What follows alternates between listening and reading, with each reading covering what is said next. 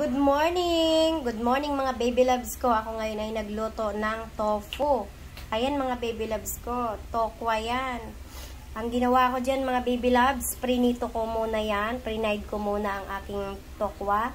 Tapos ito ay ginisa ko sa sa dairy cream na may sibuyas, saka maraming bawang at may sili yan mga baby loves ko. Nilagyan ko yan ng paminta at oyster sauce at may kunting honeybee. Yan ang dyan. Ayan yung mga ingredients ng aking tofu. Ayan, tofu or tokwa mga baby loves. Napakasarap niyan baby loves. Yan. Ready for lipang na yan. O diba? Kain na mga baby loves. Thank you sa panonood. Kung nagustuhan nyo ang aking video, paki-share naman ito at pa-comment-comment naman dyan mga baby loves ko. Follow for more. Shelfos